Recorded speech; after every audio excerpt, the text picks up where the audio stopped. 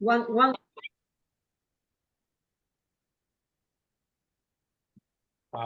Good evening. We are here to present the fifth webinar of the International Society for Horticultural Science with title Agroecology for Sustainable Horticulture, It's Time to Address It. We have the pleasure to have a speaker, Professor Georgina Catacora-Vargas. She will present agroecology, sustainable farming systems, and how agroecology can achieve sustainable developmental goals. This is, as I mentioned before, the fifth episode of Hort Forum that are co-organized by myself and Professor Ted DeJong. Before giving the floor to the moderators, Maria Dussi and Pierre, I would like to give the floor to Ted to explain to the attendees the concept of this type of webinars. Ted. Good morning, everyone. Thank you for attending. We began these webinars last year, and the idea of the webinar is to take topics that are of interest to a broad audience and take the time to address it. My own particular concern is when we go to symposia or other events, we generally don't have enough time to talk about things and really hash them out. So the whole idea of this Hort Forum is that we address a topic and then we have some panelists who speak about it. And then we have a discussion, an open discussion. So everyone is welcome to add a comment. If you are here and you want to make a comment in the chat box, go ahead. There will be some of us who are looking at all of those questions and trying to moderate a discussion around those later on.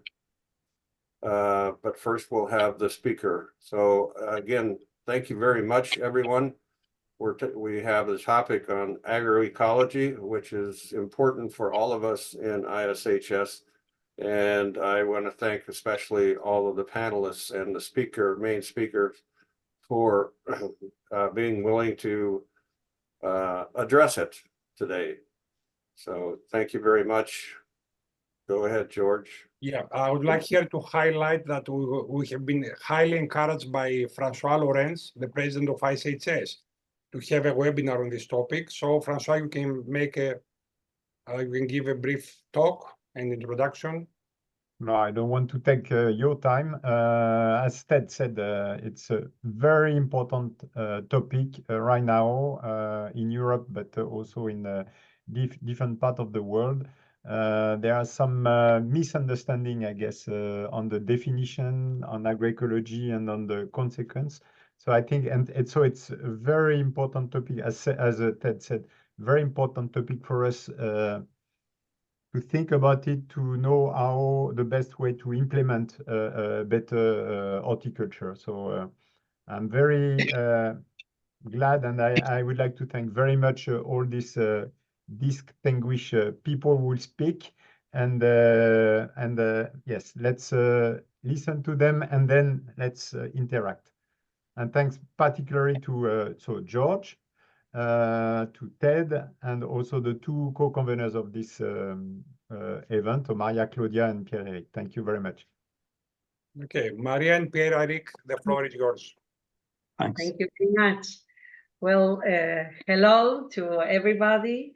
I am very happy to be here, and also thank you very much. Thank you very much for showing us. My name is Claudia Dussi. I'm a professor of agroecology at Comahue National University that is located in Patagonia, Argentina. I'm also the chair of the ISHS Commission, Agroecology and Organic Farming System. Also, I'm the board member of SOCLA, the Latin America Scientific Society of Agroecology, and board member of the Argentinian Society of Agroecology. I would like to introduce Pierre-Henrique Lauri, that is the co-chair of our commission. Pierre, you want to introduce yourself? Yes, thank you very much, Claudia. Or Maria Claudia. Yes, I'm Lauri Pierre-Henrique. Lauri is a family name, and I am a researcher at INRAE, which is the French Research Institute for Agriculture, for Food and Environment, so in France, and I'm working at Montpellier in south of France, And in the past years, I was mostly working on fruit trees and mostly on fruit trees in agroforestry system, which is a way to implement agroecology. Thank you, Claudia. Good. So today, Pierre, Rick, and me will be the moderator of this forum. In this our forum, we seek to face the current and future challenge, excuse me, of horticulture through agroecology, see the perspective in different world regions, and the future transdisciplinary approach combining academic and non-academic knowledge to be able to face the challenge of improving well-being of growers, farmers, peasants, and health of consumer under global change. To begin this forum, we want to invite our speaker, Dr. Georgina Catacora-Vargas. Georgina is a professor of agroecology at the Academic Peasant Unit Tiahuanacu of the Bolivian Catholic University, president of the Latin American Scientific Society of Agroecology, SOCLA, member of the advisory team of the Agroecology Fund, and member of the International Panel of Experts on Sustainable Food System. Dear Georgina, thank you very much for being with us. And you have 30 minutes for your talk. Welcome. Thank you very much, Maria Claudia, and thanks for the invitation to address some ideas and proposals around agroecology. I am also part of SOCLA, as Maria Claudia mentioned, and for those who don't know us yet, SOCLA, the Latin American Scientific Society of Agroecology, is an association, a regional association of practitioners of agroecology committed to its implementation based on the integrity of its principles. We have members all through the Americas, from south to north, and also in some countries of Europe. I am going to talk about agroecology for sustainable horticulture, affirming that it is time to address it. And before starting this talk, I need to warn you that what I'm going to share is food for thought. And I did that purposefully. And I'm going to share some examples from Latin America real quick. And these examples have been chosen from regular conditions, ecological and social conditions in which agroecology takes place, just to show the context it develops.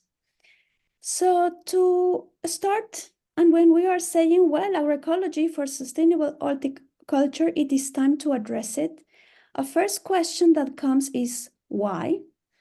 And the reason is that the complex and challenging context that we are facing as humankind. And I'm going to just address one point about it, and I'm not going to talk about the whole context of the multiple crises that we are facing, because I assume that everyone is already familiar with that context. But I'm just going to address something very important, which is related to the kind of the mainstream agriculture that is practiced, which is conventional agriculture, and its relation to climate change. The latest IPCC report says that 22% of the global greenhouse gases emissions come from agriculture and related land uses, forestry and others. And in this context, agriculture is not only one of the major emitters of these greenhouse gases, but also is one of the recipients of the adverse effects. So having this negative cycle of being one of the major direct causes, and also the activity that is one of the major activities also affected. And there is really high confidence on this assertion based on the scientific knowledge. But here a very important question comes. What kind of agriculture? And is the kind of agriculture that simplifies the biophysical management, it unifies us to the extreme of making it very artificial, using lots of land, lots of water, lots of energy, and creating a very risky homogeneous landscapes that are very, that make agriculture very vulnerable to itself, but also contributing to this global crisis. And I am, as I mentioned, I just took as example climate change because it embraces many other crises and also summarizes the many causes of underlying and direct causes of this major disequilibrium in our planet. And this is also very much related to biodiversity loss. As many of you may know, the latest IPBES report on the global assessment of biodiversity and ecosystem services has identified as direct drivers for biodiversity loss land and sea use change, direct exploitation, climate change, what I mentioned just now, pollution, and invasive alien species.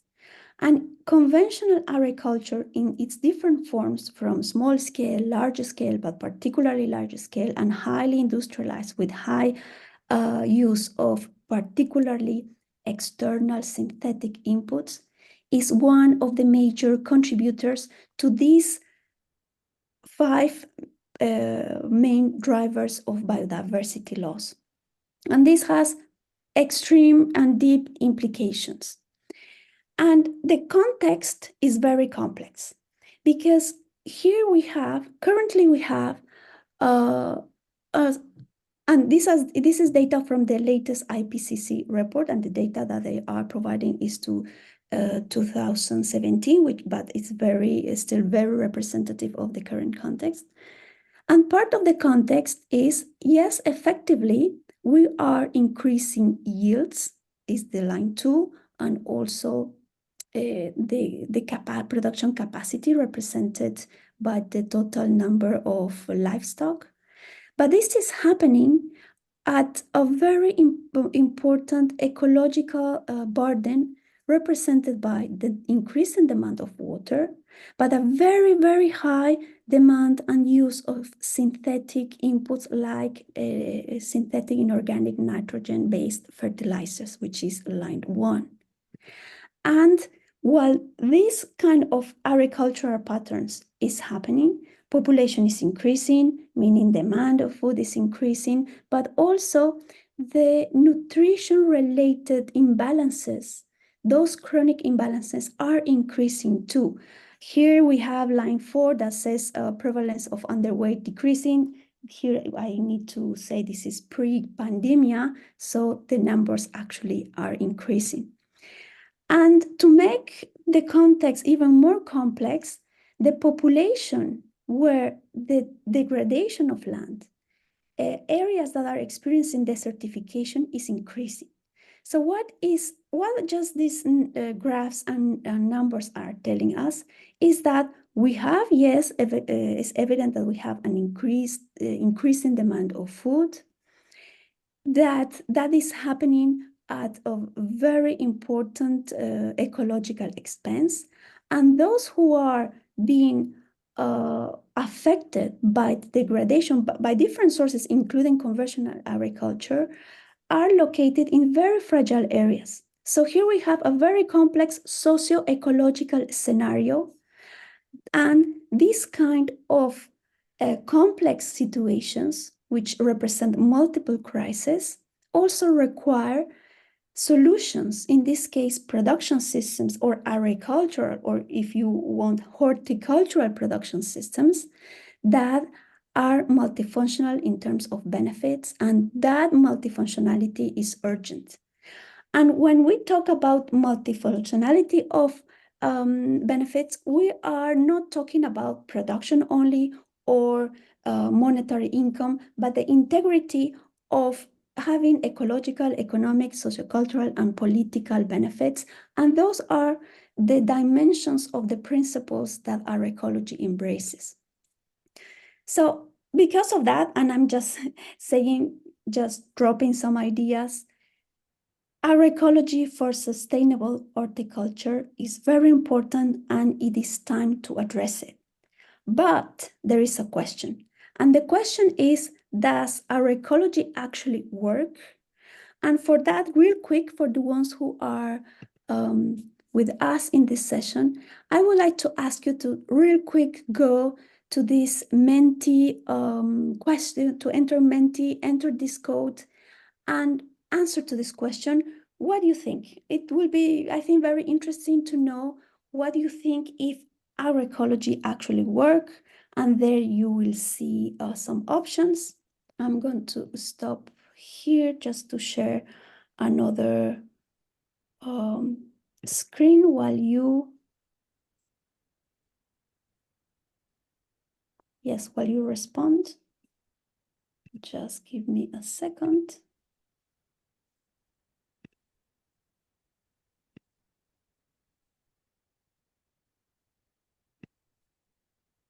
There are 12 people on Menti. No one replied yet, so I hope you do it soon. Can you put your QR code back up? Yes. It seems I am having some troubles with that. Just give me a second, please. But the code is 59445507. Okay. Georgina, can you put your screen? Can you see it?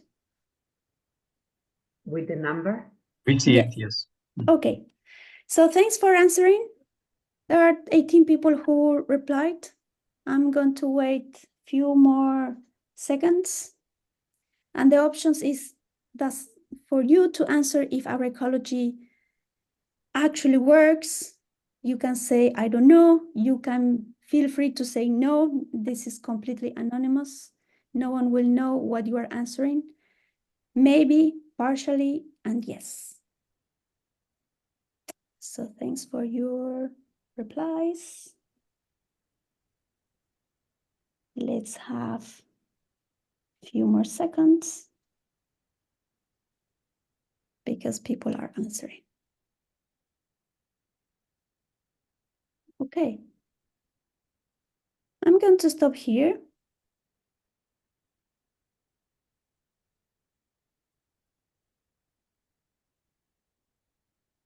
Well, so it's interesting to know that at least in this audience, no one said no yet. The majority is between partially and yes. Thank you very much for answering. I will upload the results of this Menti question on my presentation. 40 people have responded. Thank you very much.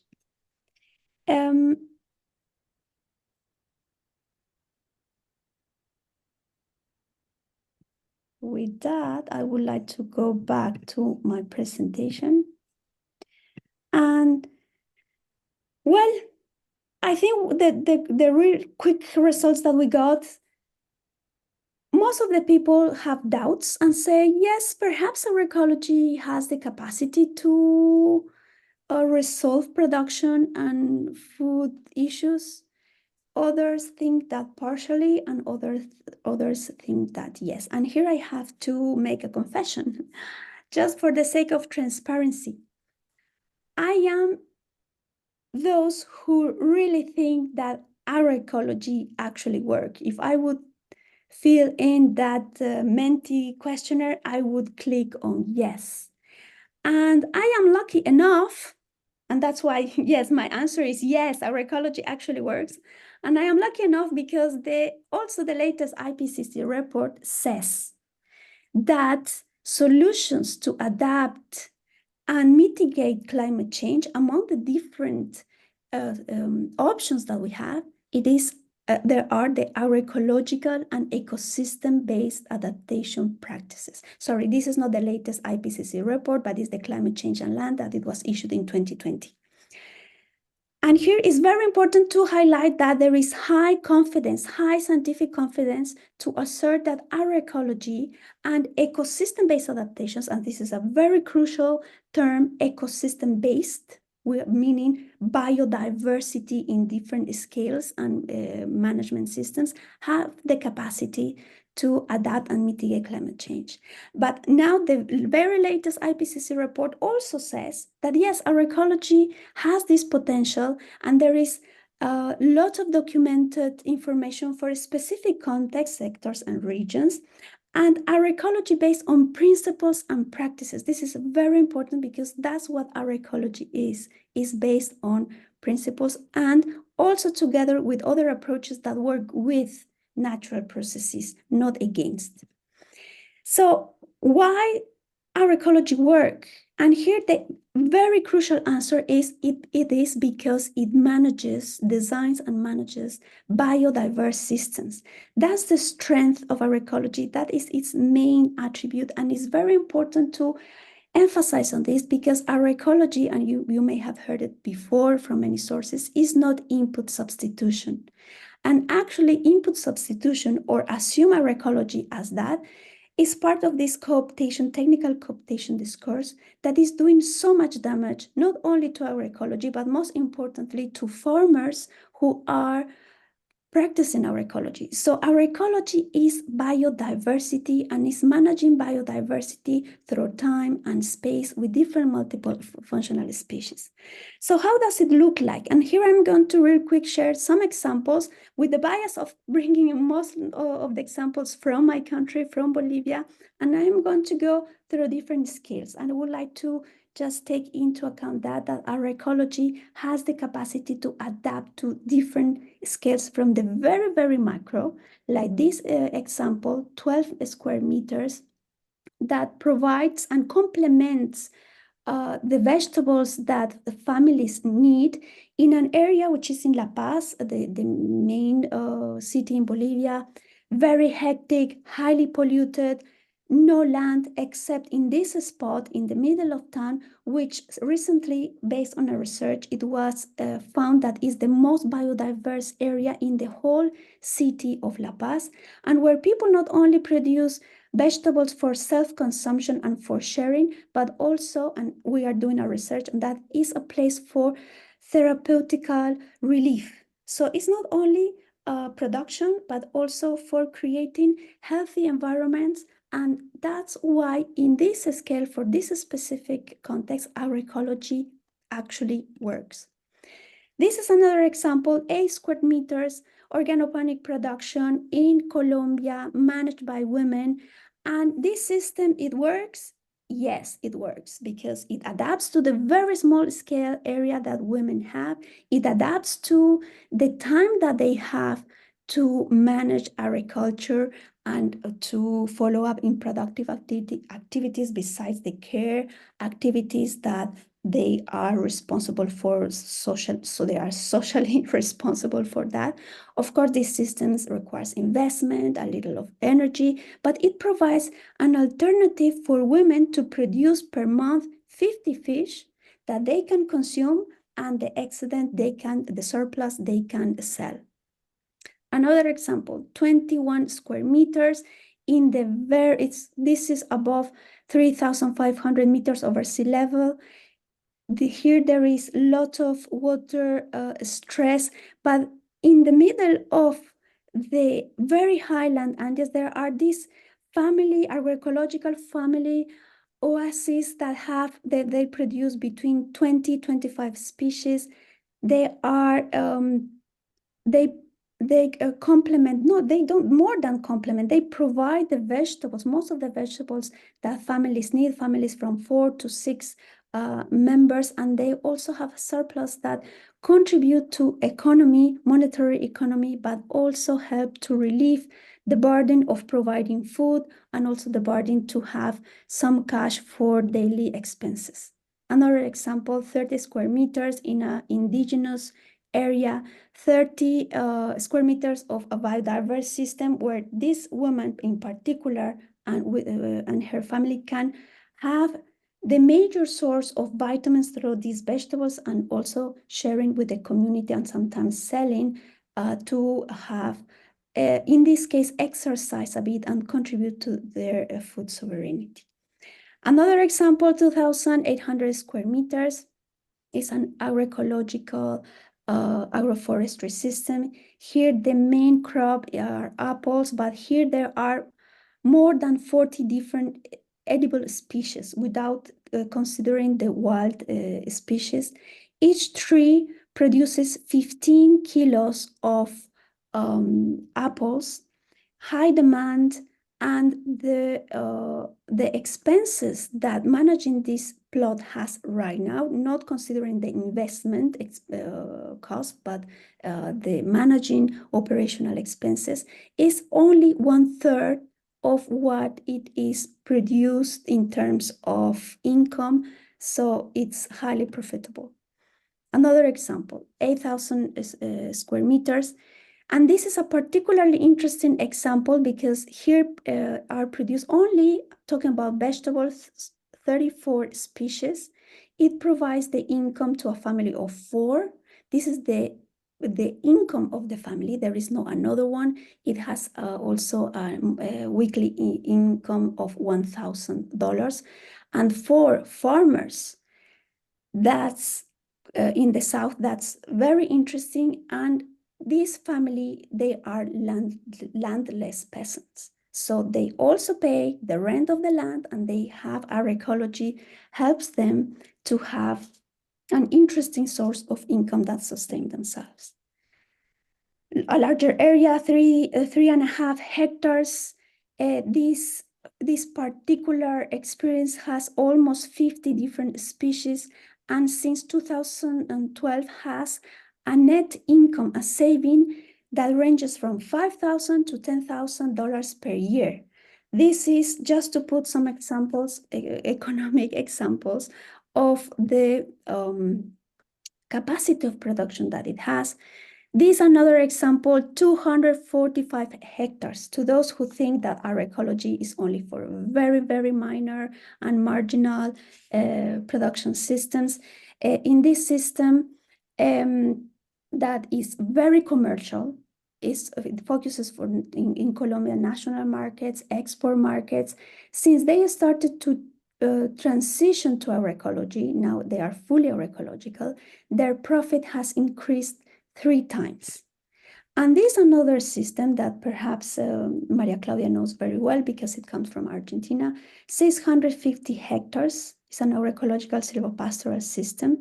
In this system, the internal rate return of this agroecological system is $5.15 in comparison to the conventional production system, which is $1.31. So the differences are huge. This is just the tip of the iceberg, because we have all over the world, but particularly in Latin America, so many experiences at different scales with different actors that tells us that yes, agroecology actually works. And that is because, once again, it's biodiverse. The biodiversity that is cultivated in these systems are very crucial and are the basis for having those emerging attributes of our ecological systems, which are productivity, resilience, sustainability, and sovereignty, because only biodiversity, and in this case, agrobiodiversity, has the capacity to restore and conserve ecosystem functions upon which these attributes of productivity, resilience, sovereignty, sustainability rely on. We are talking about cycling of nutrients, regulation of temperature, also cycling of water, pest regulations, you name it. So the different ecological functions that are not possible to restore with bioinputs, are not possible to restore with digital technologies, because life has the attribute to restore itself. So agrobiodiversity and designing and implementing biodiverse systems is the key aspect for agroecology to be successful and to actually work. And this is reported in many documents that have been part of international processes, regional processes, and there is lots of evidence showing that actually agroecology works. And this is why also at international level in the policy-making processes, agroecology has been recognized as a effective and important strategy to conserve and sustainably use biodiversity. This is part of the Target 10 of the Global Biodiversity Framework, the coming Montreal Global Biodiversity Framework that sets the international agenda and international country commitments to work towards decreasing and reversing biodiversity loss. And that is why also agroecology has been recognized as a right for right holders, but also a duty for duty bearers in the context of the United Nations Declaration of the Rights of Peasants and Other People working in the rural areas. So, being said that, I would like to say that agroecology has this capacity and this efficiency because it needs to fulfill certain criteria and certain conditions. One of those is, as mentioned, and I'm going to stress over and over, is because it's biodiverse. And biodiversity is not only a biophysical attribute, is deeply a socio-political factor. Because when farmers have healthy soils, they have the capacity to last, not only themselves, but also their families and communities. And they have the capacity to keep sustaining themselves because that's what peasants do. They practice a self-sustained activity. So once again, agroecology is not input substitution. That doesn't mean that bio inputs can be used at certain times with certain frequencies, yes, but this is not the core foundation of what agroecology is. The examples that I shared briefly also tells us other things. For instance, efficiency of agroecology is not only the monetary value it produces, but also the non-monetary value that varies from exchanging production, self-consumption, giving gifts for sustaining the communities, which is very important in the biocultural dynamics of regions like Latin America. But also those non-monetary benefits that do not have exchange value, but have intrinsic value like welfare, like having healthy systems, and also that is very important, particularly in the context of climate change. These examples also tells us that agroecology works not in a centralized manner, when we have to evaluate the capacity of production, thinking on only terms of productivity, volume of production per unit area, and taking into account few key crops, and measuring once again big areas, but in a decentralized manner, where families in a small scale, medium scale, and even large scale can provide food to themselves, but also provide diversity of food to the markets. We have, of course, to see this from a very critical perspective, but also without idealizing it, but also with the fact that this kind of decentralized food systems have the capacity to feed millions. The problem is that the statistics do not reflect this, and that's one of the limitations to actually see agroecology in its full effectiveness. Another issue that these examples tell us is that we need to consider the context. Most of these experiences are very successful at technical level, but they have problems in relation to reaching markets, to reaching people, to get the proper recognition in terms to giving value to what they do. I am not saying recognition to premium prices or niche markets, which is very much on the contrary of the philosophy and principles of agroecology, but the recognition also to give value and to visualize the multiple benefits that agroecological agriculture and agroecological farmers are providing to the whole humankind. Also, it's very important to consider the context in terms of funding, needs of capacity building, and other aspects that agroecology by itself is not going to be solved, it's not going to be able to solve, but it requires a favorable context to amplify its potential. Finally, I would like to say that, and particularly for horticultural production based on agroecology, the tree component in agrobiodiversity is fundamental. Producing even biodiverse systems only with short-term or short-cycle vegetables is not enough.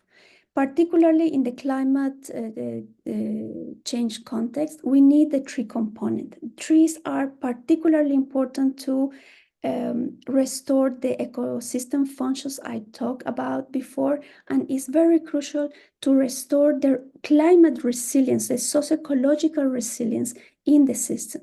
So if we are going to talk about agroecological horticulture, it cannot be only vegetables, the tree component, either fruit trees, ornamental trees, or wood trees are very crucial. So with that, I would like to say that SOCLA is celebrating its 10th Congress, the 10th Latin American Congress in Paraguay this year in October. This is in Spanish. I'm very sorry because the Congress is going to be held in Spanish. Everyone is invited to participate, to share their experiences. There are different formats, not only scientific, academic, but also other formats in consistency with our values of recognizing different also knowledge systems.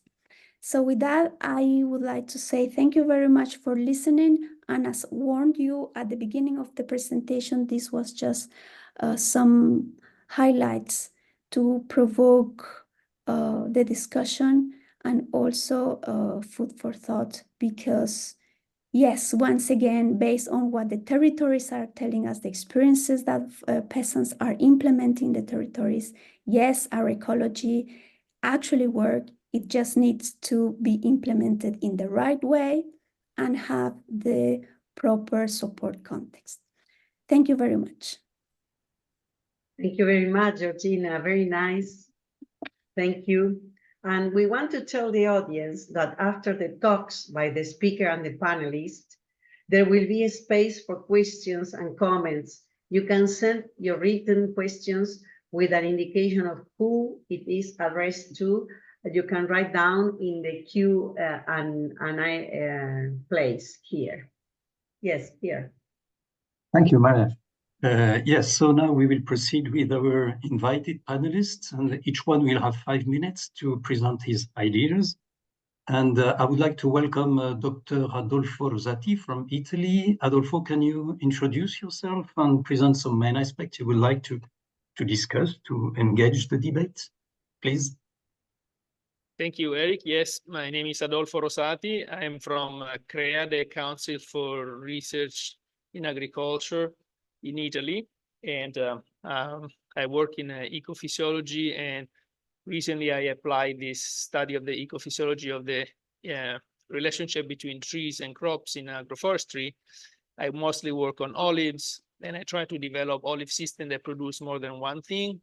For instance, olives with some crops below that can be weeded by animal pasturing, turning the weeds or the cover crop into not just something to manage, but something to produce, something that can be productive, like forage or crops for sale. And I voted that agroecology works partially, not because I don't think that it works technically, it can't work very well, but because for it to work, and I think Georgina made it quite clear, but I want to stress this a little bit more. Perhaps I think for agroecology to work, we need a 360-degree approach. And this is, as usual, very, very difficult to achieve in a society. Society have a strong inertia in their habits, in their culture, in their technology, in everything. And everything that we do nowadays is based and designed and planned around monoculture and conventional agriculture. And this means the way we shop. We go to a supermarket, we're far from the farmer. The way the farmer makes little money with its crop, but the consumer pays a lot of money, and there's a huge gap in between. The way we, this affects the way we grow things. We have to grow things in a mechanized way, in a way that's very efficient in terms of human labor, because we consider a society with 3% farmers and 15% unemployed as a good society, whereas a society who had 0 unemployed and 15% farmers would be considered underdeveloped. So as long as we have this whole approach, agroecology can't replace normal ag in the world.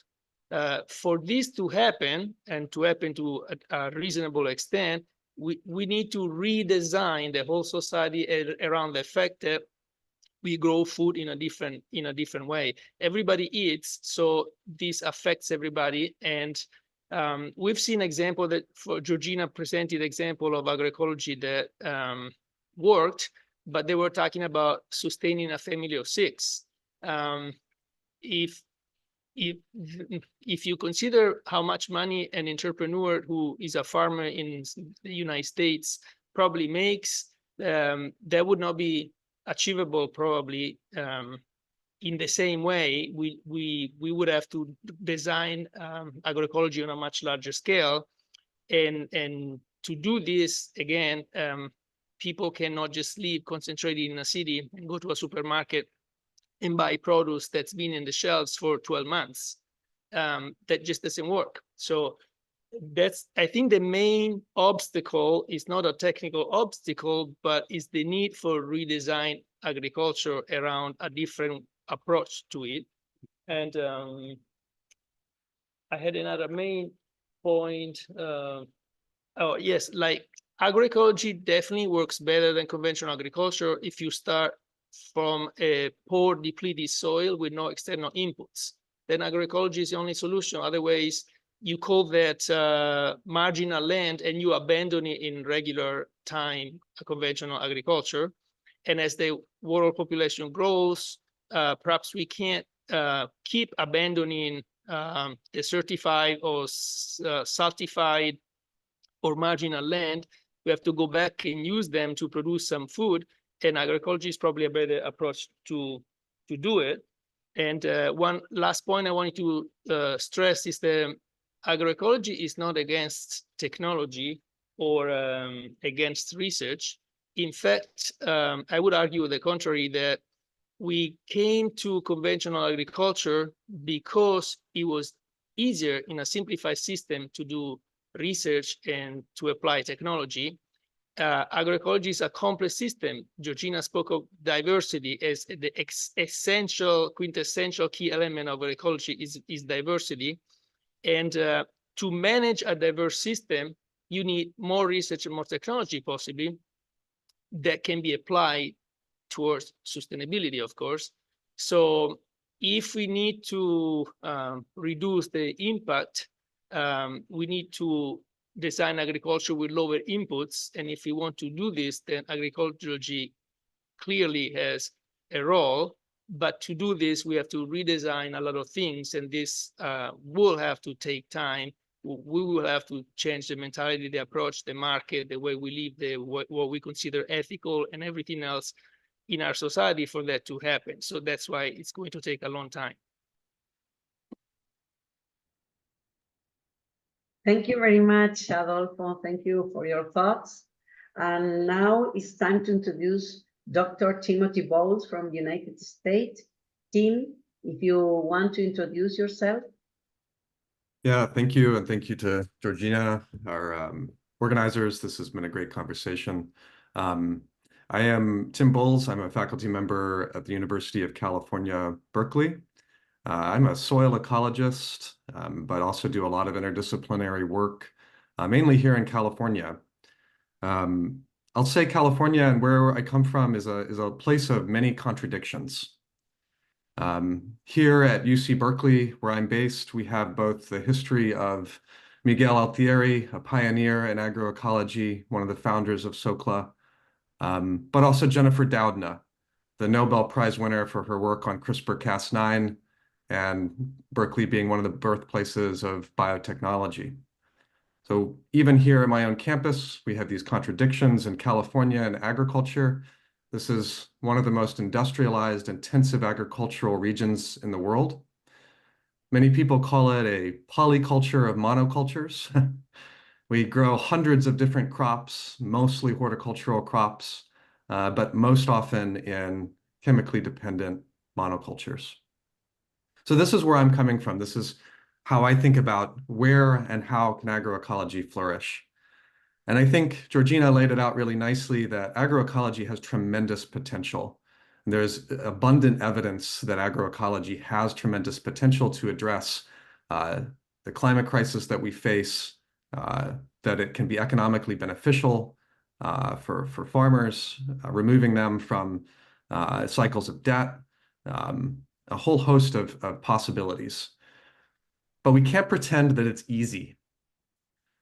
The traditional and indigenous agricultural systems on which many of the principles of agroecology were based took hundreds, thousands of years to develop in a particular time and place.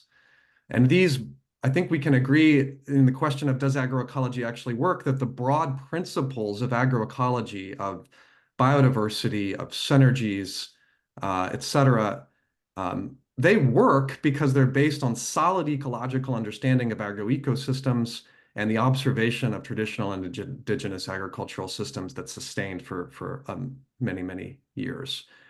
But actually implementing and translating those principles into a particular time and place, I think, is the real challenge that we have. What does it take to operationalize these principles across many different starting points, right? That not only includes the marginalized farmers on growing in hard environments, but also the industrialized farmers in places like California. What would their motivation be, and how can we do this without compromising what agroecology is? Because agroecology remains the exception, at least in the industrialized agricultural regions of the world. It remains the exception and not the rule. And so that's the question that I really want to focus on is how do we, what is the process of scaling of agroecology flourishing from many, many different starting points? And I wanted to think about that from the standpoint of very personally for us. I'm going to guess a lot of us here are researchers. And so how do we change? What are the values that we bring to our work? And one value in particular that I think is so important that we don't often talk about, it's often uncomfortable to talk about the values in our work in science, but I think humility to me is one of the critical values that we can bring. Humility means that we have to embrace complex systems that are hard to understand, that have many, many different components, that we may not be the expert, that we have to embrace different forms of knowledge, the expertise of farmers, of people who know the land, that our discipline may not always be the one bringing the answers, and that we have to be part of a broader conversation. And so I think this humility is really, really key, because if agroecology being so place-based, we can't pretend that we know the answers. We can't pretend that simply implementing an intercropping system is going to work. It depends on the particular type of species, how they interact in space and time, all sorts of different components, and that can take a long time to figure out. And that has to be done in conversation with practitioners. And then the second point that I wanted to make is, I think Adolfo kind of raised this when he mentioned, and I think Georgina mentioned this as well, that evidence and information, technical knowledge is not necessarily the main barrier to agroecology flourishing. And so there's this question of, is agroecology political or not? Is agroecology really just the science, the application of ecological principles to the design and management of agricultural systems, or is it really a framework for transforming agriculture? And if so, what is our role in this as researchers?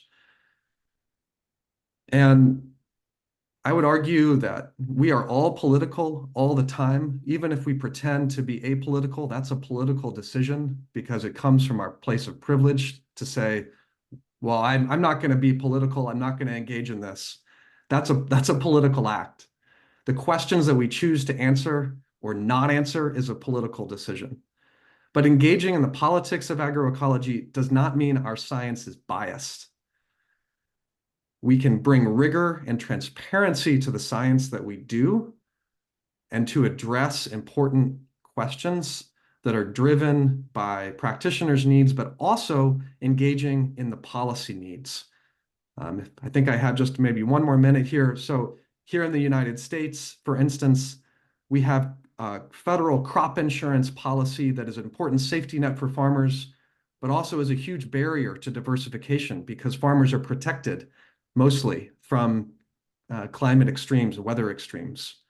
So a lot of the research in my lab has been about, well, what is the cost of this to society, and how can more diversified systems not only protect against these type of extreme weather, but how could this help us transform our crop insurance system, right? This is one of many barriers, but we can engage in the policies and the information needs that policies have without being biased.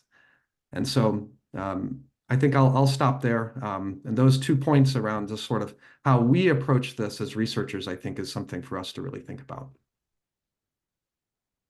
Thank you very much, Tim. And now we give the floor to the third panelist, Dr. Alexander Wezel from France. Alexander, can you introduce yourself? Yes. And present some main aspects, yes, you want to develop. Thank you very much. First, I want to thank for the invitation for this interesting webinar and already the talks and many key terms and topics which were already raised. I will try to respond to some of them and bring in an additional perspective a little bit, especially about the socioeconomic performance of agroecology. But I wanted also to vote yes when I had the question of Georgina. But then I said, well, with our last study, I cannot fully say 100% yes. Partially is too low, so I would have needed something which is, in most cases, it is better than conventional agriculture. So that's where I would aim for, that this is the message, because also we know that farmers, it's not always working each year also for them the best. So there's also years where some crops are doing better and less. And as with agroecology, we have this specific context-based and place-based things. It will not, well, I'm a very pragmatic people, or try to be realistic as much as possible. It's not always working 100%, but it works in many, many good cases. And here I want to refer especially to a last study we did, and where are also some results from studies from horticulture, which looked at the socioeconomic performance of agroecology. And we thought it's a very important study because it also responds to a request of many policymakers. At least I work with some of the policymakers here in Europe at the European level from the EU Commission. As I'm also, well, I forgot to say, I'm part of ISARA, which is an Institute of Higher Education and Research in France, based in Lyon. But I'm also vice president of Agroecology Europe, which tries an association which tries to promote a lot agroecology in Europe and also try to advocate and to inform policymakers.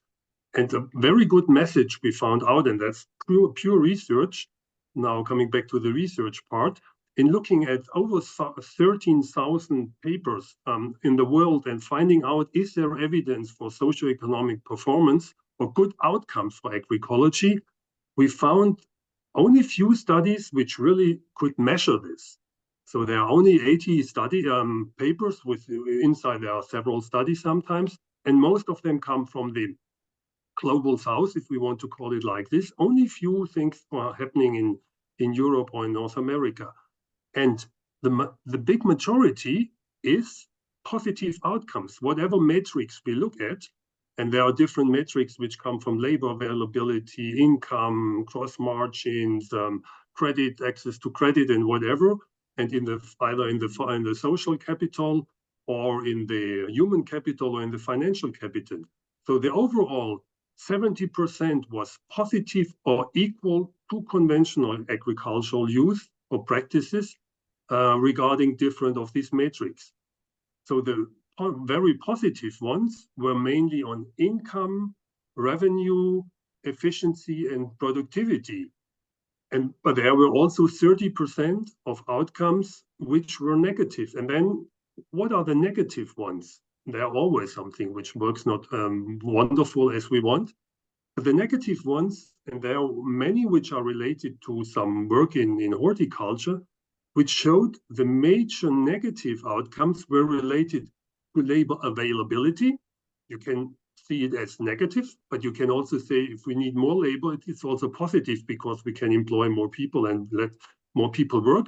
But just from an economic thing, you say, well, laborability and labor costs were another one, were among these very often found negative outcomes, whereas labor productivity was often better. So overall, it's a very good picture that agroecology works, even if it works not always in 100% of the cases. But especially this can help us for the policymakers to make it much more visible and acceptable, because we know that the big agro-industry, they will make less money with agroecology. So if there is now an argument for farmers, and that's something especially also for France, farmers are always asking, if we go towards agroecology, does this pay us sufficiently? And I don't want to say it's only money, because I know there are other social things, there's natural things and all these other values and all the principles which are important. But for many of the farmers, it's finally what is their income at the end, and can they feed their families or make sufficient business out of it.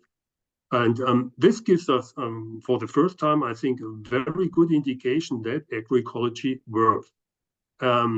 Maybe a last small thing regarding now to the horticulture, especially in horticulture, the problematic thing was seen with the labor availability and labor costs, because especially in vegetable production, we know that, well, you need more working hands, because also you cannot do everything completely mechanized.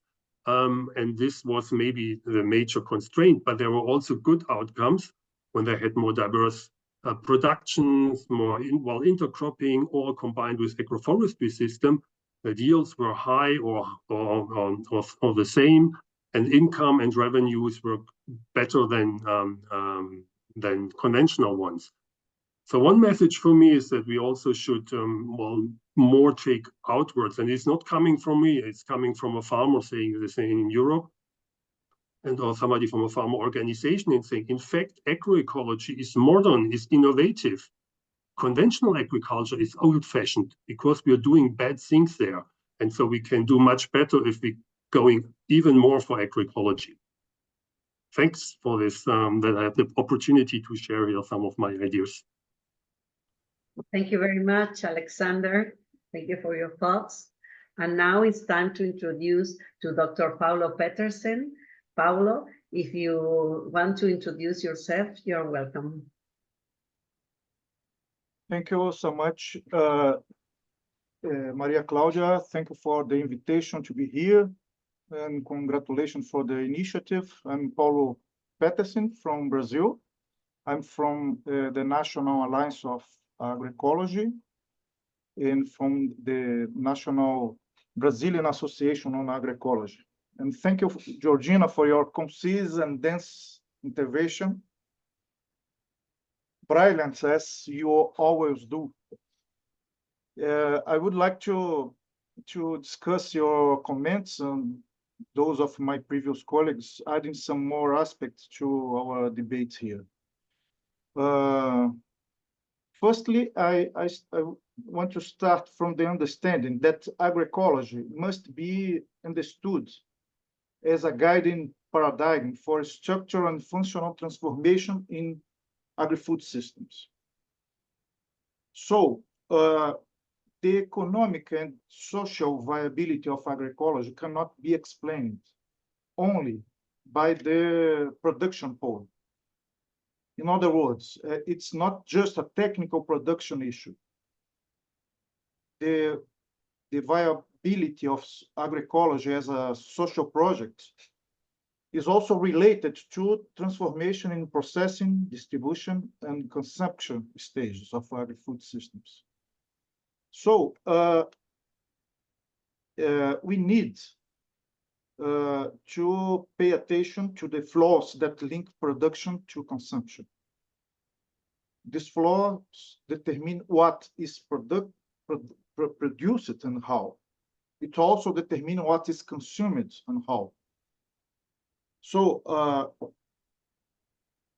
in order to have a production pole based on the intensive use and management of biodiversity, as Georgina just said, we need markets to absorb this productive diversity.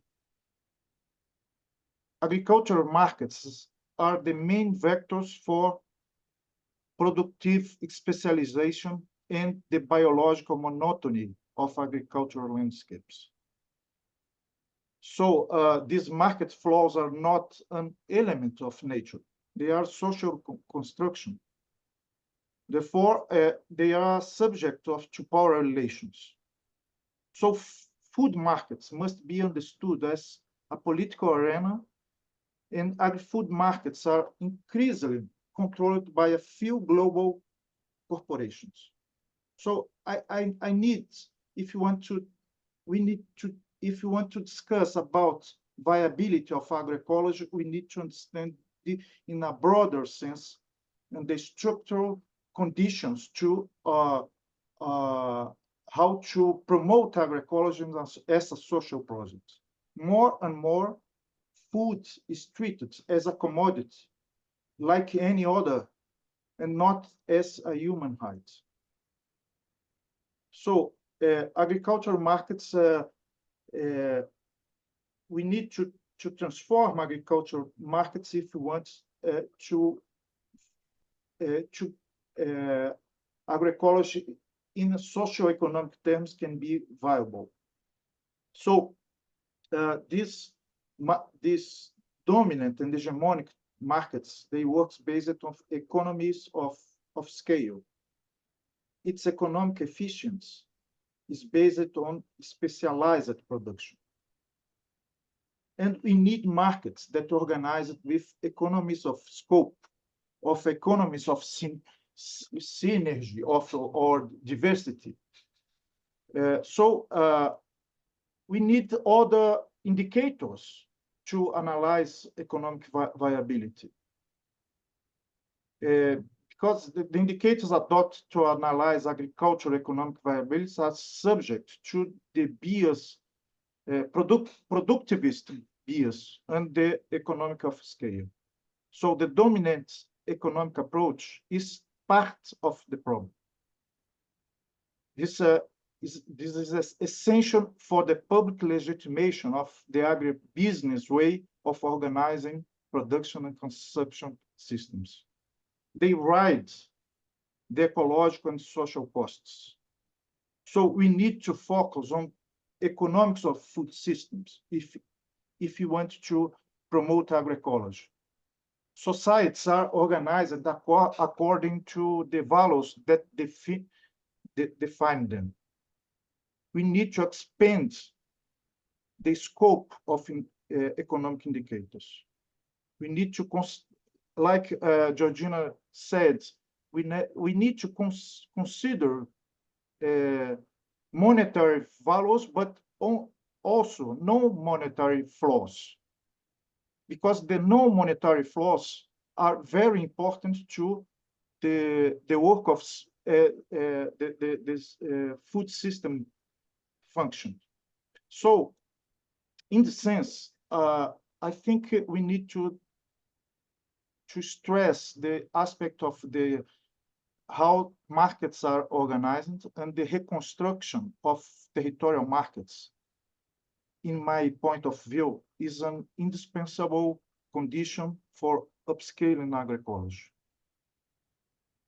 I'm talking about reconstruction because territorial markets, until they were the basis of food distribution until a few decades ago. They are being quickly destroyed with the neoliberal logic of organizing food systems. So the territorial markets are a structural condition to change the way how we produce and how we consume food. So we need new how should the states intervene in the markets and to promote good policies, because in Brazil we have an interesting experience that the main policies that promote agroecology is not intervening the pole of the production, intervening the pole of distribution of food, like food acquisition program from family farming, school feed programs. So I think this, I want to stress this point to open the perspective of our debates. Thank you. Thank you very much, Paulo. And now I would like to thank the speaker and all the panelists for your interesting contribution. So you have shared some very inspiring thoughts that needs now further discussion. And we see that although we obviously have some common thoughts, we also have some differences depending on the country or the region in the world where we are coming from. And Tim was speaking about the contradiction even in a given region in the USA, and the relations with the markets was also raised, and all these topics we have to discuss on. We are now opening the floor for questions, and I just remind you what Maria was said before. To all the participants, please remember that you can send your questions with an indication of who is addressed to. It will be more clear for the answer. Thank you very much. So, Claudia. Okay, so I have one of the questions that is made by Ryan about to Georgina. How far adoption of agroecology as a way to address the sustainable development goals?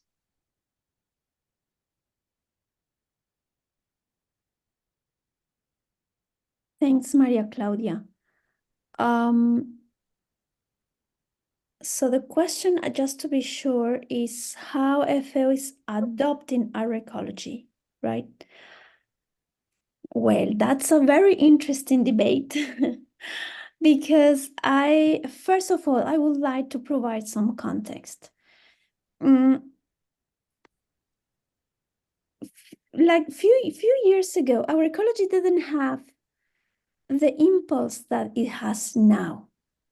And agroecology now is being recognized in the international decision-making fora. And one of those is, of course, the different spaces and processes in which FAO is making decisions. Together, actually, the countries are making the decisions to implement different dispositions and laws. And I would like to say that FAO has a resolution 7 adopted in 2019, which entitles something like further integration of sustainable agricultural approaches, including agroecology, into FAO's future planning. What does it mean? It means that FAO has already adopted a decision that imposes in its work to consider agroecology, but which is very positive. But the challenge is that at least, and I can say from dynamic at the regional level in Latin America and the Caribbean, unfortunately, the current strategic work, at least the biannual work 2024-2025, does not include agroecology, and that is a major inconsistency. So including agroecology in climate, in the climate agenda, the certification agenda, biodiversity, health, education, food, genetic resources is crucial because we have seen from the scientific perspective, there is evidence and this high level of confidence that agroecology actually works and is multifunctional. And in the territories, the ones who we work in the territories together with farmers, peasants, indigenous peoples, and the diversity of actors implementing agroecology or agroecologically based production systems, we know that it works.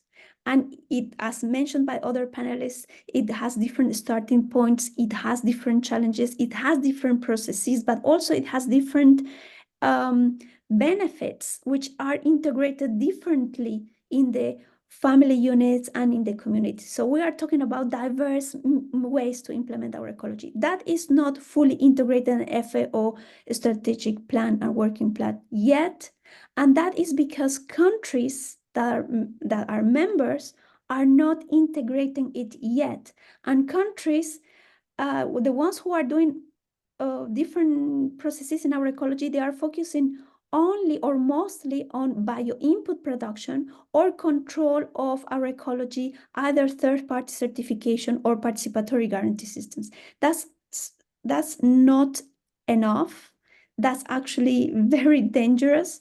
So what is happening at FAO right now is highly insufficient, and is something that the different sectors have a role to contribute to strengthen, to implement this resolution, the one that mentioned by FAO, and other UN resolutions that acknowledge explicitly agroecology for integral welfare and to addressing different planetary crises, including addressing the SDGs. Thanks. So Thank you thank very you very much. much, Georgina. Yes, we have other questions. The first one is urban vertical farming systems, and the other one is the relation with regenerative agroecology, agriculture. If someone, the panelists or Georgina, if you have an answer on this. Yes, thank you. Vertical agriculture. Well, agroecology adapts to different situations. If a family, which it happens, I shared examples of having 12 square kilometers, 8 square kilometers. If producing vertically, it's going to help the family to improve their food sovereignty, and well, vertical agriculture is welcome. But here we have to be very clear that vertical agriculture or agriculture in greenhouses is relevant to solving certain problems like space, particularly, and capacity of management, but does not, it doesn't reach the full extent of capacity to restoring ecosystem functions. So there are, my point is that yes, it is possible. It's not the full-fledged agroecology that we are proposing that has this restorative capacity, but if it are the only conditions that the families have, then in my view, this is very welcomed. But focusing only on vertical agriculture, having the possibility to implement open field agroecology with lots of biodiversity, and particularly the tree component, then is something that we need to reflect upon, and that we need to go more on this biodiverse open air agriculture. And generative agriculture, well, there is a big debate about that, because there is nothing wrong about generative agriculture unless it focuses only on the technical dimension of what the kind of agriculture we need. Because, well, and Tim said it nicely, and I really appreciate what you said, the different decisions that we make, consumption, purchasing, etc., have political implications. And agriculture is highly political because it relates to many dimensions of welfare. And if we are going to focus only on changing the technical part and not the other dimensions, as one of the panelists said, then the change is going to, and the transformation is going to be incomplete or is not going to happen. So the danger of regenerative agriculture is just limiting it to the technical aspects without taking proper care of the other social, economic, and political aspects that are very important to sustain livelihoods and to also find answers to the planetary crisis. Let's remember climate change is mostly an economic issue. The moving towards climate solutions is mostly a political aspect. So I am mentioning that because what I'm just said is not just theoretical exercise. We need to see the full extent of the dimensions around our ecology and food systems spin around. Thanks. Thank you. Okay, now it's an open question to whoever want to answer. We have a couple of them. Well, first of all, people is saying, great talk, thank you very much. And well, we have here a question. I think it is important to show that agroecology works to convince farmers adopting this concept. What would you suggest to convince them? And then another one, we need to provide evidence over large areas, please. So who wants to start with one of these two?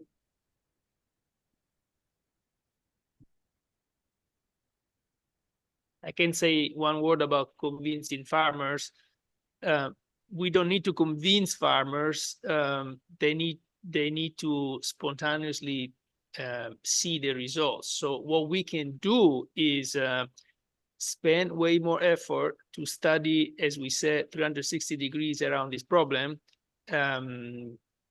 find successful examples, and facilitate the ability of farmers to visit and to exchange with other farmers that are implementing this to show that it can work. I've been listening to a lot of podcasts about agroforestry, and it is amazing the resistance that we all, including farmers, have to change.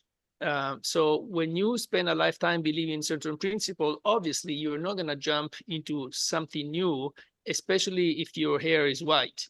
And so the best thing to do is to provide examples. And so what we need to do is put a lot more effort in doing research, but research, like Tim said, it doesn't mean researchers alone. It means research with all the stakeholders, political, societal, technical advisors, and researchers.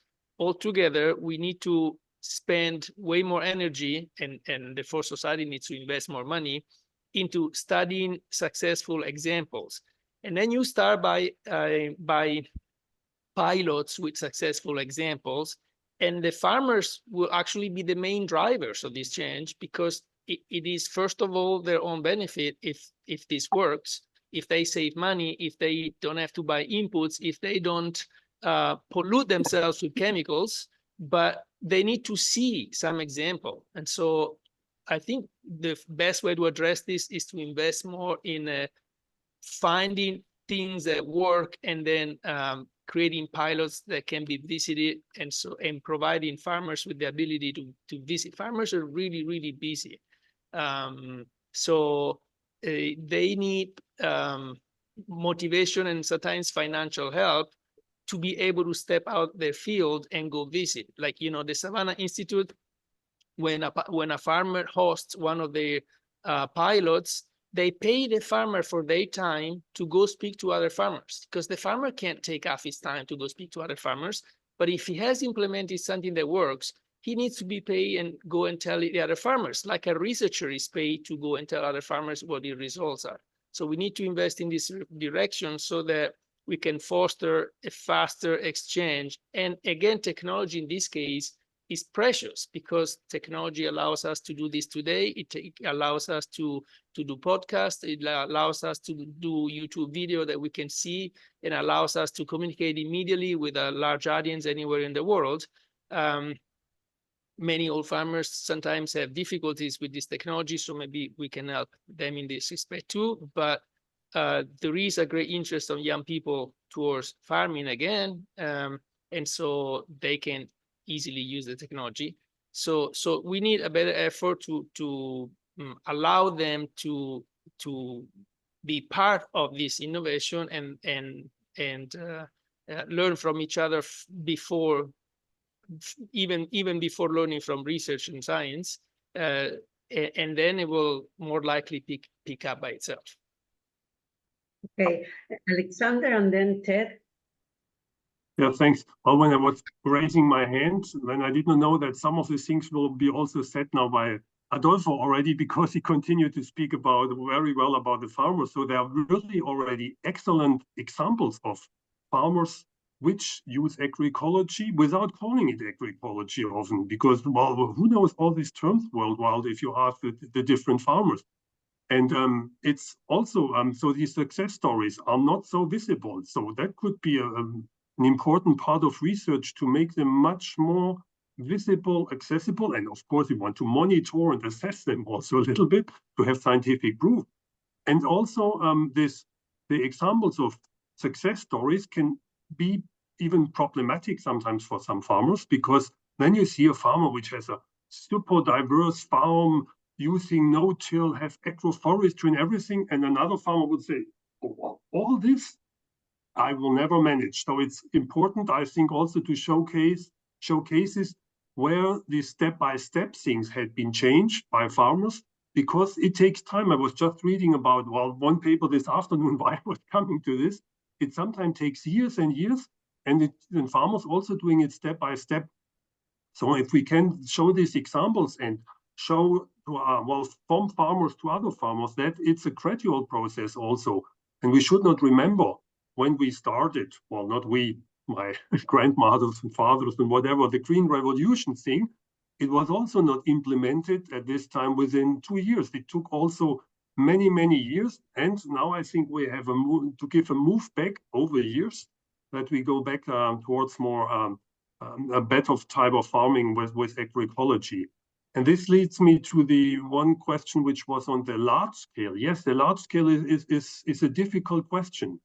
But at the moment, if we look in the last 2 years, coming well with the crisis of the Ukraine war and and these many things, prices going up, inflation, not only because of the war, but on other things also worldwide. Some farmers, even the big ones, see now that their costs for inputs, well, the classical chemical fertilizers, pesticides, and everything went so up, and fuel, that they changed sometimes already towards, I don't want to call them now changing towards agroecology, but they said, well, certain practices, it's worthwhile to reconsider. And this can be then happen on larger scales also. But I think the big thing is still for these large scale farming systems, which are still based on mainly monoculture and just on high yields. If there is a certain move, there could be a lot of gain overall. Thanks. Thank you, Ted. And then Georgina, before you speak, you have another question here that I have to ask. So yes, I just have a challenge to the group, and maybe to the broader group in the society. That is, Georgina basically defined agroecology as increased biodiversity. And I'm wondering whether everyone agrees with that. If biodiversity is the main thing, or whether there should be other aspects considered when we define agroecology, like soil health and that sort of stuff. Tim, the other thing is a general comment, and that's what worries me. I'm not against the notion of agroecology, but I also in the other forums, we've tried to address robotics and mechanization and so on. Robotics and mechanization is basically, I think, moving against agroecology in a way, because the more you get into mechanization and robotics and that sort of stuff, the more it's going to be geared toward an individual crop rather than multiple crops or multiple species. So this is something that needs to be addressed more broadly, maybe. But there's even a broader question and a broader issue, I think, at least in what I see in our California agriculture is, and politically worldwide, you're talking about complexity. I think everyone agrees that the agroecology systems are more complex. But in general, in our society, people are looking for more simple answers. The people are focused on simplicity, not complexity. And this is evident in our political system. We cannot explain the people who are getting voted into office by people who think complexly. They think simply. They like simple answers. They think and this is increasing in society. And our growers in California, the ones I deal with, many of them don't even bother to think about the issues of the complex issues of the monocultures they're working on. They just want simple solutions, simple answers. Tell me what to do, and I'll worry about the rest of my life. So I think you have a huge uphill battle in promoting a more complex system in the face of people who are more interested in simple solutions. So just a general comment. I'm not happy saying that. I spent my whole career trying to figure out how plants work, but growers have no interest in it anymore. They just tell me what I need to do. Okay. Thanks. Thank you. If someone wants to make a comment about this. I actually like, because there has been saying very interesting things that I believe deserve exchange. And this comes from the question of how to convince farmers. And I agree with someone who said we need examples. Yes, we need examples because farmers are very practical. They are very smart. Farmers do not invest to lose. Farmers invest, and agroecological farmers do the same. And when they see that something works, they expand and they inspire others to do the same. And that's what is happening with agroecological systems that include the tree component. And I can tell you that in the cases that I show, and it's a part of a research that I'm doing right now, they have harvest from the year 1.5 harvest, like fruit trees. And that is because there is a big and a very important ecosystem functions restoration, thanks to biodiversity, addressing what Theo said. I do believe it's very important to differentiate complexity, which is a very important attribute in biodiverse systems, because that's part of the dynamic equilibrium that we are searching for, which is very much different than complicated. And those farmers, the ones who I am working with now in a process of participatory action research, what they are saying is, and because they are not purely agroecological, they have agroecological and they have conventional. They are expanding the agroecological system because what they say is easier to manage, while the conventional system I have to water twice per week. The agroecological system needs to be irrigated every 20 days. Just to have that example, there is a simplification in management there, and there is also saving. So what I am trying to say is that biodiverse attribute, yes, is very important to restore the soil health, because biodiversity that is above the soil will be reflected in the soil to accumulate organic matter. Organic matter is very important to hold the humidity in the soils, and to improve the water carrying capacity of the soil. It's important for healthy food, etc., etc. So there is no detach between healthy soils and biodiversity, and that's something that we need to recognize and see it as integral system. But in my view, and larger scale examples, yes, there are larger scale examples, and I showed two. more than 200 hectares, I think, is quite large, is larger, but that's quite large. But also it's very important not to underestimate the value of a small scale, because actually, and that there is scientific literature showing that the small scale is feeding the world. That's not a discourse, that's scientifically proven. But there are another questions I think that are important. Why there is resistance to change among farmers? And we have to see that there is resistance because if the insurance companies and the insurance from the government is going to just provide me insurance if I'm going to apply certain conventional package, there is a structural problem that is preventing change. If universities are going to continue only teaching conventional agriculture, there is another barrier there. And because of there is lots of pressure and there is this discourse of modernity being simplified without really considering that complexity is a positive attribute, then farmers get social pressure. And that's what is happening with the farmers that are changing and receiving many attributes that are pejorative, and they are not really contributing to the change, but they are still holding up because it works. And another question is why agroecology is not visible.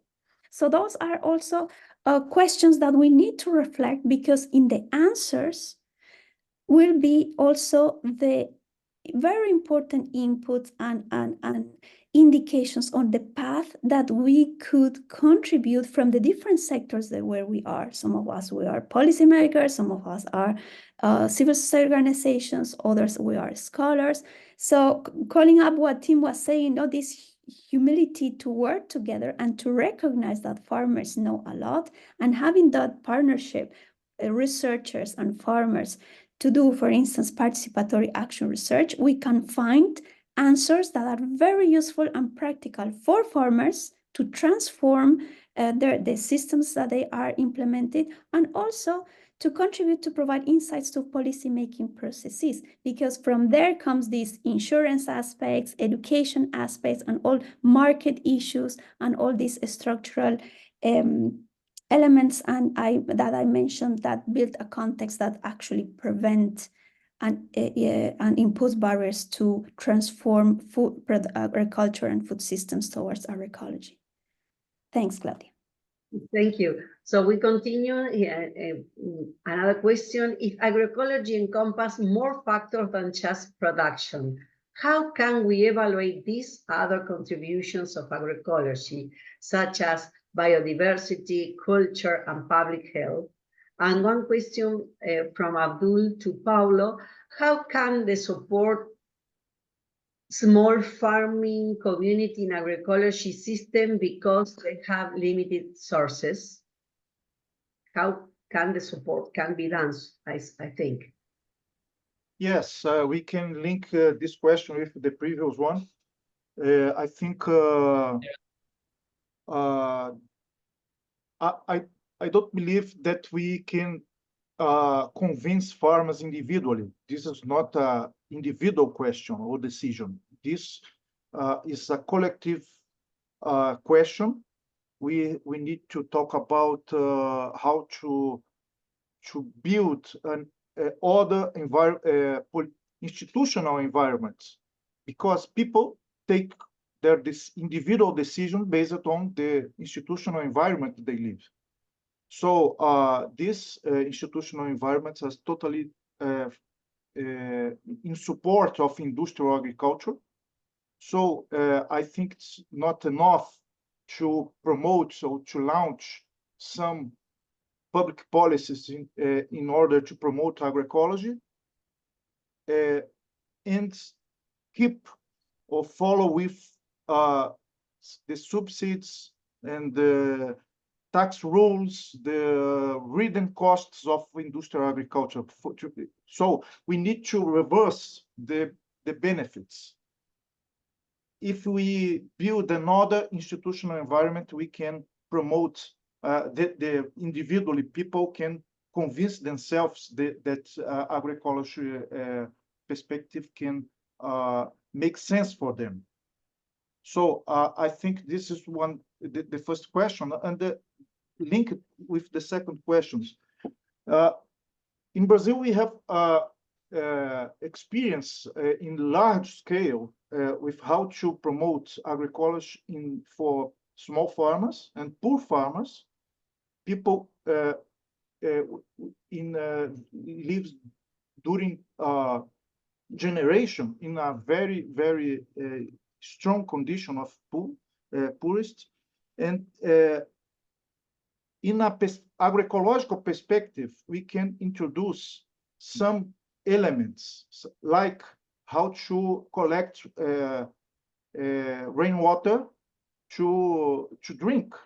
This is a huge program to collect rainwater to drink, and then this open space in semi-arid areas where the half of family farmers of Brazil are present in the semi-arid area. And in 20 years, we change with agroecological perspective the whole environment. These people are entered in a process of emancipation with agroecological process to produce vegetables, produce fruits, building local markets, and to produce food for themselves and to sell. And this is a combination of economic, health, social, and I want to stress the very important role of women in it.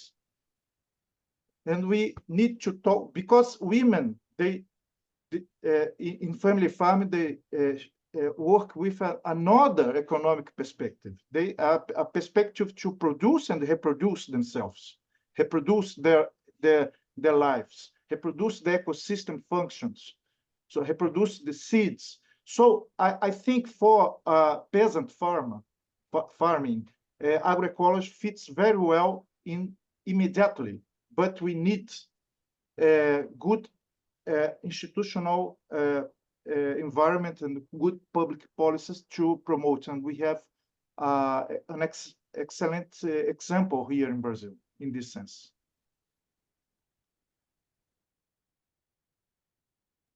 Thank you, Paulo. I don't know, Till, do you want to speak? Yeah, thank you. We'll keep it brief. Wanted to respond to a couple of Ted's points because I think it also reflects some of the questions broadly around the role of technology, whether it's robotics or digital technology or biotechnology. And my perspective on this is that the technology, much of this technology that is currently produced it doesn't have the involvement, the participation of farmers who might like to farm agroecologically. And so the technology hasn't been appropriate for them, but there's a whole movement for appropriate technology. Here in California, we have the Small Farms Technology Conference, which has just a really interesting set of folks, engineers, others coming together with small farmers to understand what their needs are and what appropriate technology could look like. So if these types of technology are designed with the needs, driven by the needs of agroecological farmers and in ways that do not concentrate power and resources, say in large seed and chemical companies, in the case of seed biotechnology, then I think that they really could have a role in agroecological systems. But that's not currently what we're seeing. And then very briefly on the political question, I think this is why there's a need for a movement in agroecology, a political movement. I would never, in any conversation with a policymaker, I don't know that I've ever used the word agroecology because I think their reaction is agro what? But I try to find an intersection with an issue they care about, be that climate change, be that food in schools, something that I know Brazil has done a lot of work with. We're working on that in California, or risk to agricultural production from extreme weather. We have all these entry points where policymakers do care about issues, and it's, I think, up to us to find the language to show and the evidence to show agroecology's role in addressing these. Stop there. Thank you. I have here another nice question. I would like to hear your perspective on how agroecology can be an effective strategy to inspire and engage young people in issues related to horticulture and climate change. I think it's very nice to let's talk about young people and the future. Who wants to make a comment?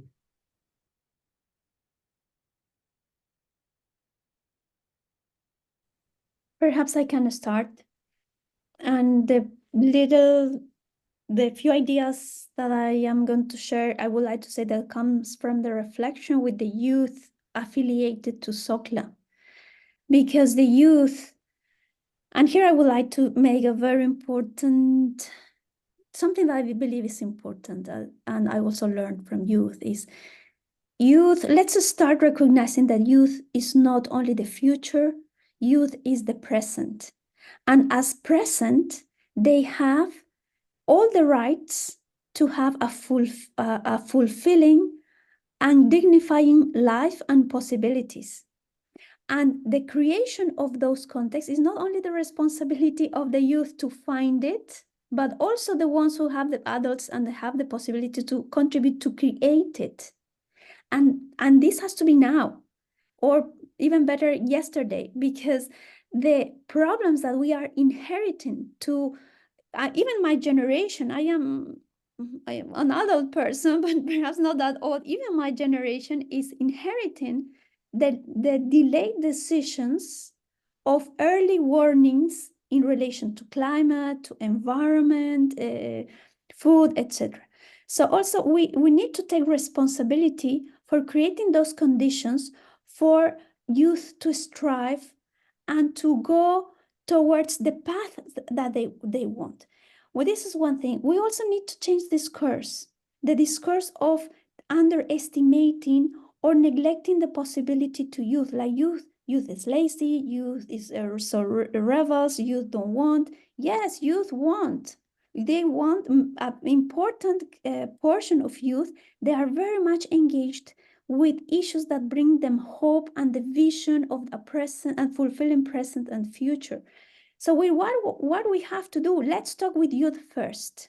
If we want to design strategies for youth, let's talk to them. If we want to find strategies to peasants, indigenous peoples, and women, let's talk to them directly to give them the opportunity to exercise their voice and their capacity to make decisions. That means that once again, with humility, we have to go down 2 steps and to put at the same level and to share power to make decisions with youth. Now, youth who want to walk towards agroecology, we have to remember they don't only need agroecology, they also need other aspects to have a fulfilling life. They need good and secure education, they need housing, they need arts and spare time, all the different aspects to see a whole life together. So let's just don't put all the way to inspire and to change the dynamic of the rural areas only on agroecology. There are limits of agroecology. That's why also we need a collective action. So to be very practical and brief, I would say, let's start projects with youth in the possibilities that they have and enhancing the capacities and the possibilities that they have. Let's listen and implement their creativity, their criticism. Let's let youth to take us off our comfort zone and to build with them strategies that are going to help them to implement this energy and that vision of present and future they have. That may sound very theoretical, but actually in the practice it works. And I would say there are examples.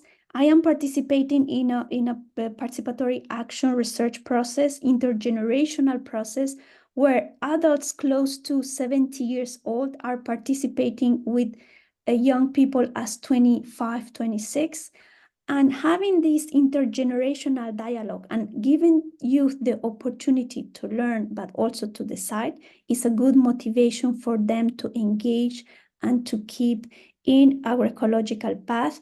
And I would like to stress that for climate change, we need more trees because, and I'm going to use the wording that is used in my country. Water is very important in this climate change crisis, but water can not only be harvested, metaphorically speaking. Water has to be sown. They have to be planted. And how can we do that? Let's restore productive forests.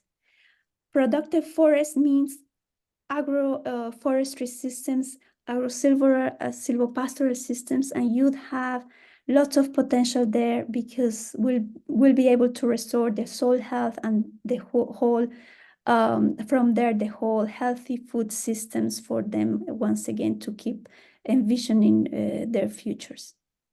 Thanks. Thank you, Georgina. Well, here we have another question. We really have a lot of questions. You can answer that questions in the place, but here about Miguel is asking, the concept of agroecology is very wide. Is there a kind of checklist to see if an agricultural system is the path of agroecology? For example, he said, horticulture in the Netherlands give under greenhouses. Would be a case of agroecology taking into account that they are trying to reduce the use of water, nutrient, and pesticides?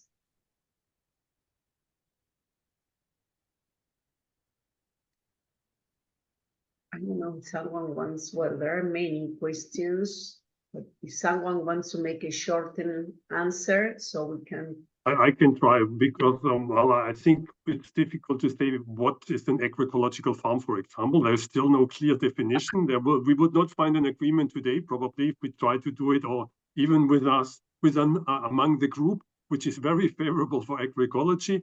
But there are different tools and different things which can be used. While you look where you are on the transition towards agroecology, or you use it against the certain principles of agroecology. So I was speaking about a tool which is called Oasis, the original agroecology survey and indicator system, which is promoted by Agroecology Europe. And so, but we cannot say you are agroecological or you are not. This is, at the moment, nobody can do it. And I think we should not, because otherwise we fell into the trap maybe of organic or non-organic. And organic is very good. But then we come to the question of certification and other things, how we define what is an agroecological farm. So I think it's a continuum, and there might be a farm which is a little bit more and a little bit less agroecological. But the most important one is that they respond and take into account the principles of agroecology. Is organic a part of agroecology? Well, now I might make enemies here if I answer to this now here immediately. I let others answer this. And the second question, is there an agroecology for developing countries and for undeveloped countries and for developed countries? Just if you can make it shorter, these two. Let somebody else answer. If not, I can do it, but I don't want to take it off. Well, but you can do it, Alexander. Oh, yes. Okay. Well, organic has a lot of things for. Yeah, Tim, please go ahead. Okay, I'll try to keep this very brief. I think organic is extremely heterogeneous in the way that it's actually implemented. We have a certain set of standards that are about regulating inputs, right? Organic or non-organic inputs. Mainly, at least in the US, the European standards are a little bit higher. So some organic farmers might display a lot of the principles of agroecology. I can tell you that here in California, and I think elsewhere, organic, you might mistake it for conventional if you're, so I don't think they're synonymous by any means, but I think the original sort of philosophy of organic had a lot of overlap with agroecology. But I think it's an example of co-optation as well in terms of how organic standards have played out. Okay, so we are really with this time really it's very fast. this forum. So we have to again, thank you very much for the question and the participation. And we are reaching the end. So we would like to invite Georgina, Adolfo, Tim, Alexander, and Paulo to briefly share a message as a conclusion of this forum. You have 3 minutes, 2.5 minutes each. Thank you. Who wants to start? Take-home message. I can start, so we can leave the main speaker as the dulcis in fundo, closing the thing, which would be fair. Just a couple of short hits for Ted. Robotics can be instructed to recognize 2, 3, 4 crops and be selective. Chemicals are much more unlikely to do that. So in fact, robotics can weed a mixed crop much better than not. So technology can also help, actually.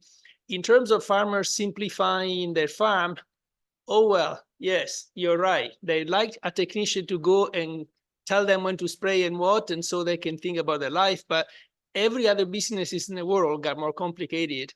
And I don't see why farming should be a simple business and a farmer should be not educated and informed about the ecology of what is growing. I know it's challenging, but like any other job, it's going to evolve, and I think that's a must. In the questions, I saw a typical question: can we feed the world with agroecology if it produces less? Well, it does not produce less. On a small scale, in a backyard garden, you can have a productivity that no conventional farm matches. The problem is, can you scale that up to a large extent?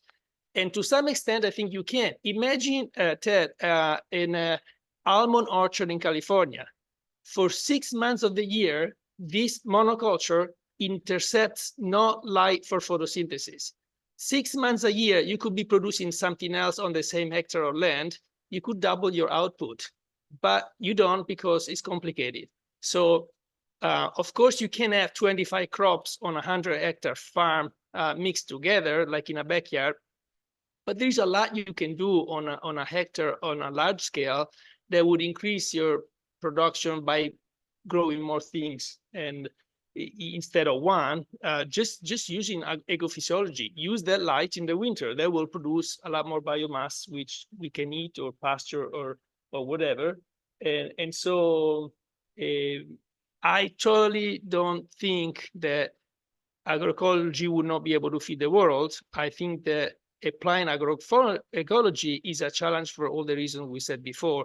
And so those are the real challenge, which are more societal and political and educational than perhaps technical. Of course, there's also a technical challenge, and we have to address them all together. But if we do, then yes, I totally think it can feed the world. Good. The next one.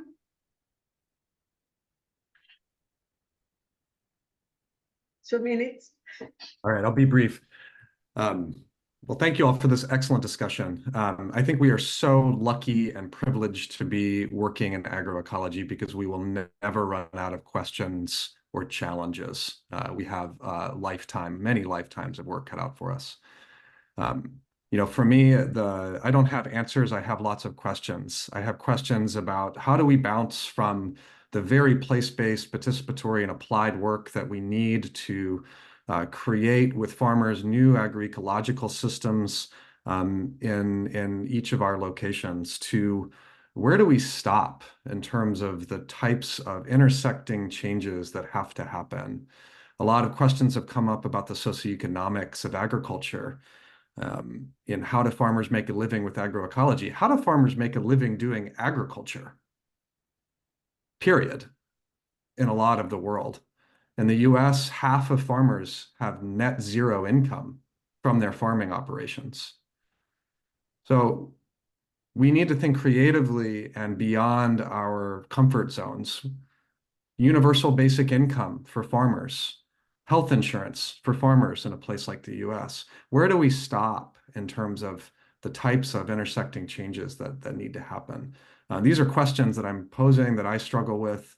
And I think these are what make this a really fun area to work in. Very nice. Alexander? Yes, well, I think we can say agroecology works. We have examples, but we need to communicate much better about it, also as researchers, and show this with good success examples from farmers, and that farmers show it to other farmers. I think for me, this is the key, but also to speak much more about agroecology out of our comfort zone, which is in such things like today, webinars and among the researchers, but also with policymakers. And so I can just encourage Tim in the US that you speak more about agroecology. I know it's difficult there. I work with some US universities also, but in Europe, I can tell you at the DG Agri and DG Environment and in the EU Commission, it's no go anymore. They speak also about agroecology. It might take a little bit more time in the US, well, then depending also who you vote for, but it will be, I think it's manageable. And then it helps also to get better policies behind, because that's can be the big changer if there are at least some more policies which are more favorable for agroecology, and other policies which are well, penalizing negative things from conventional agriculture and perverse subsidies for this. Thank you very much, Alexander. Paulo? Yes, I follow my previous colleagues. I think we can't see agroecology as a normative approach. There is not a line to divide agroecology or not agroecology in real, in concrete situations. We need to, we are talking about principles for many decades, but people want to be a objective conceptualization of agroecology, but based on the idea to normalize, or to how to normalize agroecology to be a top-down process to upscale agroecology. It is impossible. Agroecology is a bottom-up process, and we need a territorial approach. Some aspects we didn't talk here, but territorial approach, because we are talking about relocalized food systems. We are talking about democratic governance on food systems, and we need to a new way to build knowledge and to build policies based on the specificities of territorial sites. So I think it's very important to go further the way that we are thinking about the institutional environment, about how to regulate food systems. And for the reason we are talking about the need to open the field of political agroecology as a way to thinking agroecology based on how to transform institutions to promote agroecology in scale. Thank you. Thank you, Paulo. Georgina? Thank you. First of all, I would like to say that agroecology doesn't have a checklist. Following what Paulo said, it is rooted on principles, ecological principles, and social principles. Ecological principles, biodiversity is fundamental for giving the possibility to the other principles to materialize. Soil health, strengthening synergies at social level to break dependencies, also to improve health in an integral manner, to foster safer and fair livelihoods, for instance. And to reach there are different ways. There is no one way, there are many different ways. And agroecology are different processes where these socio-ecological paths take place. So it's not only technical, it's not only social, it's both in a mutually supportive manner. And what I have shared in this opportunity, I am very thankful for that, is what Paulo was saying. In trying to address this question of agroecology for the north, for the south. Well, agroecology adapts to different socio-ecological contexts, but in Latin America, we have a very strong territorial approach in agroecology, considering not only this biophysical context, but also the institutional context, because the change, the very transformative change that we need is not the responsibility of few or some, but it's a collective effort, as Paulo was saying. And that requires a change in the set of minds. It requires a institutional rearrangement, and there is where the true transformation lays. So we are in a deep crisis. We need deep and radical solutions, meaning going to the root of the problem. So collective efforts are needed. And once again, I believe the Latin American experience provide interesting and inspiring lessons to consider and adapt to the different local context.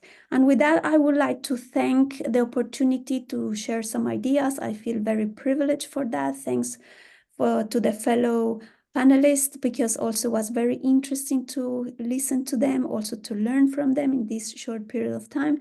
And on my behalf, and also Sokla, thank you very much. Everyone is invited to be part of our Congress in October, this October in Paraguay. So thanks again.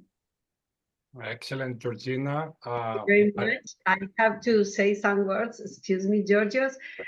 First of all, I would like to invite to all of you to the Congress and seminars and symposiums that the ISHS is organizing, and also SOCLA.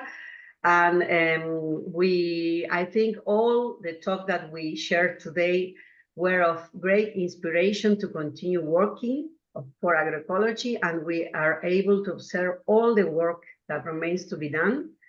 As the International Society for Horticultural Science, it is imperative to address agroecology for the transformations towards sustainable horticulture, which represent a complex but an essential challenge to address the impact of climate change and the well-being of communities around the world. This requires the collective will to change. So I would like to thank very much Georgina, Alexander, Paulo, Tim, Adolfo, and also I would like to thank the organizers, Ted, Georgios, and Francois that is with us today. So thank you also, Pierre, to join this, to be part of this and of the organization. Thank you for all the help.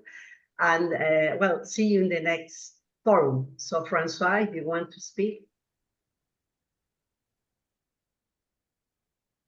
I don't know if you how much actually I plan. I thank you very, very much. I knew this would be a very interesting topic, and you really address all the point I would all the question I would ask. So so I don't know. I have a lot of notes that I will just what you discuss about the definition of agroecology. You discuss about the input of the technologies.